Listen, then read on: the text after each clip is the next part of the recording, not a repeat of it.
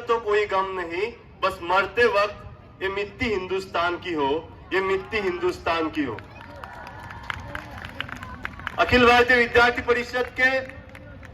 मणिपुर प्रांत के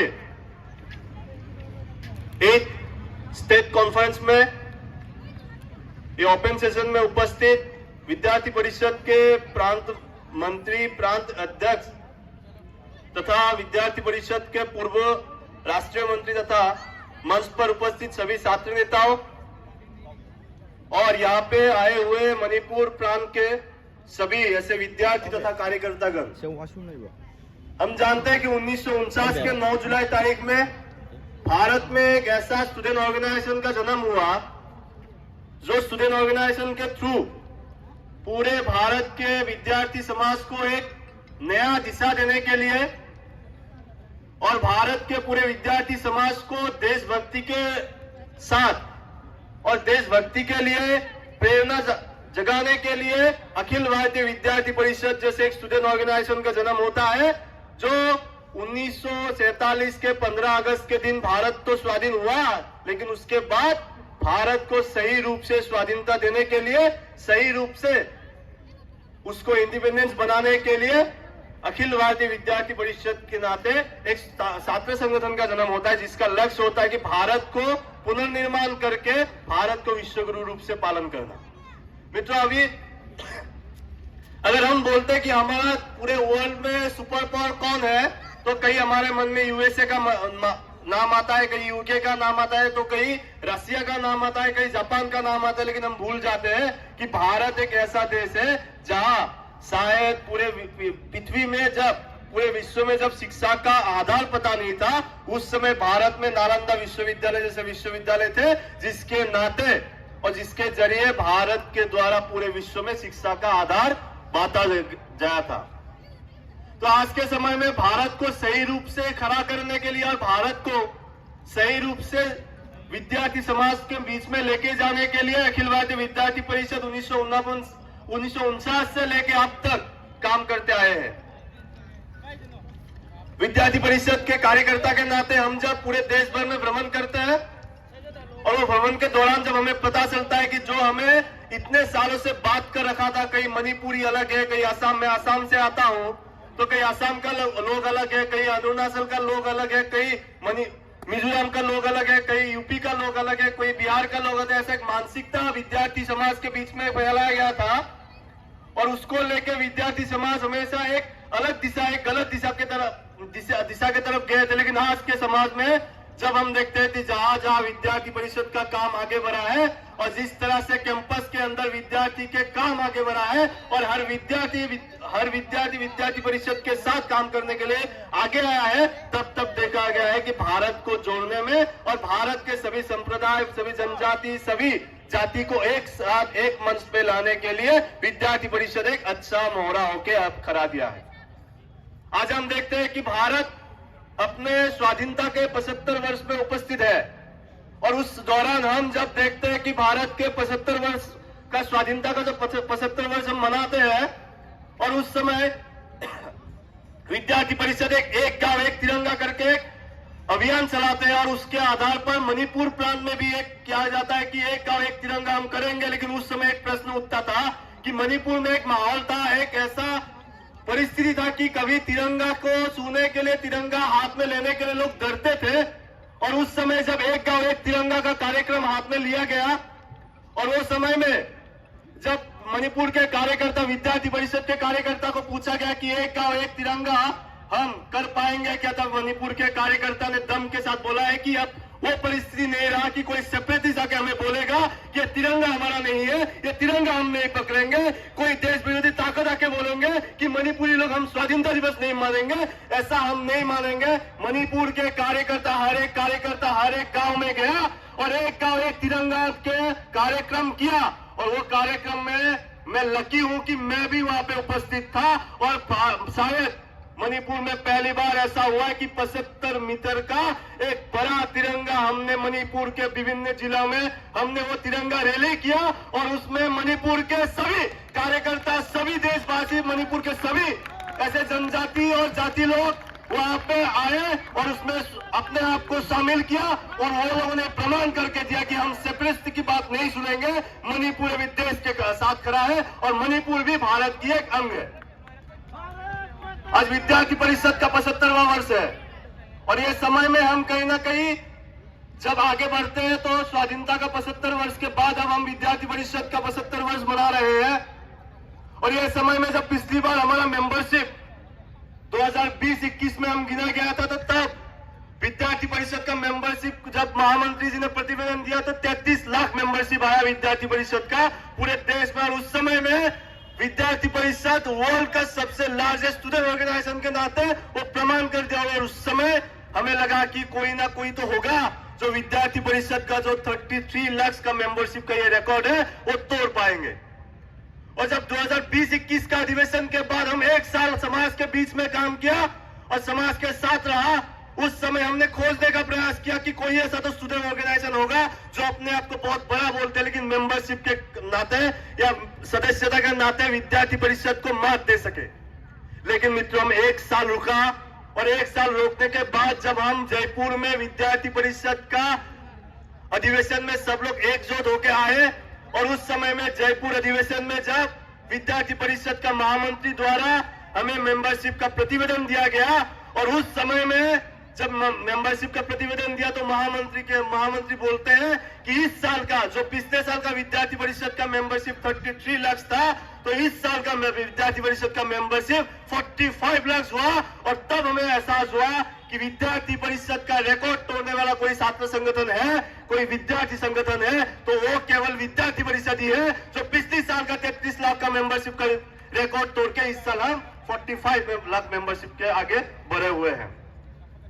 आज देशभक्ति बोलने से आज देश के स्वाधीनता का 75 वर्ष में हम खड़े हैं। कोई बोलते हैं कि एक परिवार ने हमें देश का आजादी दिया है और वही परिवार के नेतृत्व में आज भारत को जोड़ने के लिए प्रयास कर रहे हैं, भारत को जोड़ने का यात्रा कर रहे हैं और उसमें उन लोगों को शामिल कर रहे हैं जिन लोगों ने भारत को तोड़ने के लिए प्रयास किया, भारत के खिलाफ आंदोलन किया, भारत के खिलाफ बयान दिया। ऐसे लोगों को साथ में लेके हाथों में हाथ पकड़ के वो लोग भारत जोड़ो यात्रा कर रहे हैं। लेकिन शायद वो लोग भूल गए हैं कि वही लोग थे जब 1947 में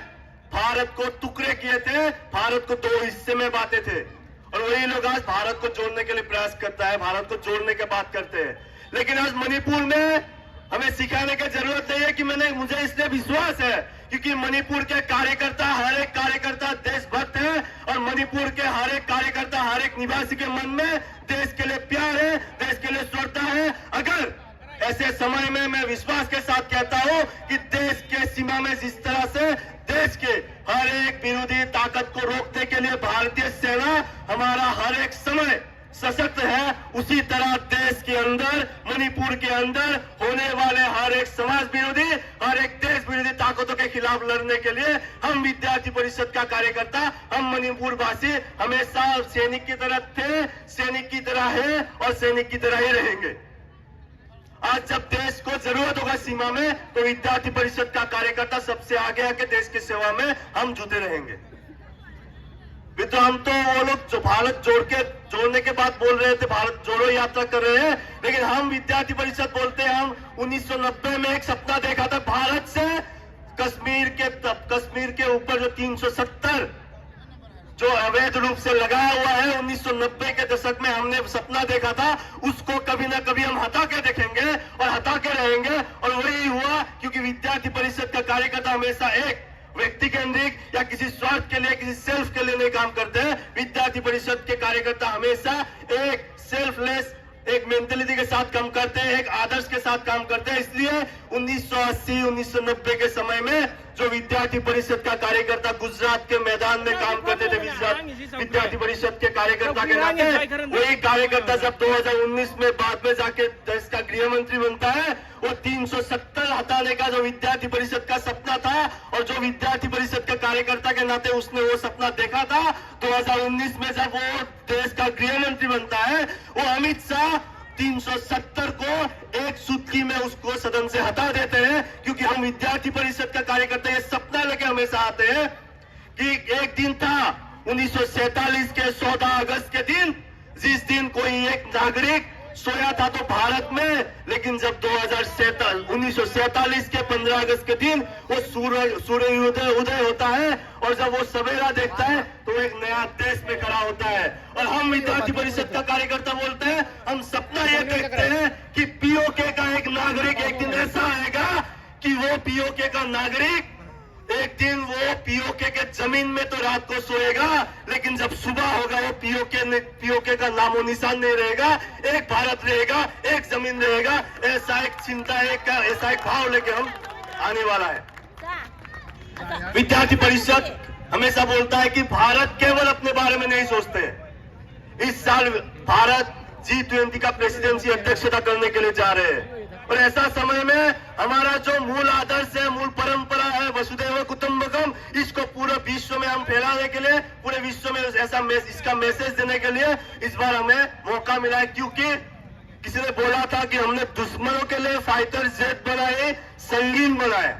हमने दुश्मनों के लिए फाइटर जेट बनाए, संगीन बनाए, लेकिन जब दुनिया के सांस रुक रहे थे हम इन्हें वैक्सीन बनाए और लिख दिया उसमें सर्वे भवन्तु सुखिनः, क्योंकि भगवान सिर्फ हम पे नहीं सब पे करे दया। ऐसा एक मानसिकता, ऐसा एक मन में विश्वास लेके हम काम करते हैं और भारत का जो वसुधैव कुटुंबकम का जो भाव है उस भाव को हम पूरे विश्व में समझने के लिए आज G20 का हमें अध्यक्षता करने के लिए हमें अवसर मिला और ये अवसर को हम पूरे देश भर में अच्छे से हमें इसको निभाना चाहिए। मित्रों, हम बोल के गया कि सील के बारे में 1967 में, जब 1966 में कोई सोचता भी नहीं था, शायद कभी एक प्रश्न उठता था कि मणिपुर जैसे प्रांत में भी कभी विद्यार्थी परिषद का काम चल सकता है क्या? मणिपुर जैसे प्रांत में भी कभी राष्ट्रवाद का नारा लग सकता है क्या? मणिपुर जैसे प्रांत में भी कभी विद्यार्थी परिषद के द्वारा एक का एक तिरंगा कार्यक्रम हो सकता है क्या? मणिपुर जैसे प्रांत में भी कभी हर एक कार्यकर्ता, हर एक नागरिक भारत माता की जय बोल सकता है क्या? तब विद्यार्थी परिषद 1966 में 1966 में सपना देखा था कि ठीक है, हम विद्यार्थी परिषद के नाते नहीं, लेकिन एक सील का कार्यक्रम के नाते, जिसको हम students experience in interstate living बोलते हैं, सील के नाते 1966 से हम मणिपुर, असम, नागालैंड, मिजोरम ऐसे अनेकों जो नॉर्थ ईस्ट का जो स्टेट्स है वो स्टेट से हम स्टूडेंट्स को लेके जाके अन्य जो स्टेट्स थे, रेस्ट ऑफ द कंट्री है, वो वहां पे लेके जाते हमने ये प्रयास किया कि हमारे और उन लोगों के बीच में कुछ ज्यादा डिफरेंस नहीं है, हमारे और उन लोगों के बीच में कल्चरल कुछ डिफरेंस नहीं है। क्योंकि जब हम असम में जनवरी महीने के 14-15 को जब हम बिहू मनाते हैं, वही उत्सव को कई महाराष्ट्र में मकर संक्रांति करके मनाते हैं, वही उत्सव को कई साउथ में पोंगल करके मनाते हैं, वही उत्सव को कई पंजाब में लोहड़ी करके मनाते हैं। हमारा आध्यात्मिकता एक है, हमारा भाव एक है, हमारा आदर्श एक है, बस उसको मनाने का तरीका अलग अलग है। इसलिए एक भारत और एक चिंता लेके हमें आगे बढ़ना है और विद्यार्थी परिषद के नाते हमें मणिपुर में एक दिन ऐसा एक भाव लाना है कि एक ऐसा घर नहीं रहेगा जहां पे राष्ट्रवाद का गान नहीं बजेगा, ऐसा एक विद्यार्थी नहीं रहेगा जो विद्यार्थी परिषद से जुड़ेगा नहीं, ऐसा एक कैंपस नहीं रहेगा जहां पे विद्यार्थी परिषद का काम नहीं रहेगा, और ऐसा एक गांव नहीं रहेगा जहां पे तिरंगा नहीं लहराएगा। ऐसा एक सपना, ऐसा एक भाव मन के लेके आने वाला समय में विद्यार्थी परिषद को एक अलग दिशा और अलग भाव देके हम आगे बढ़ेंगे। अंत में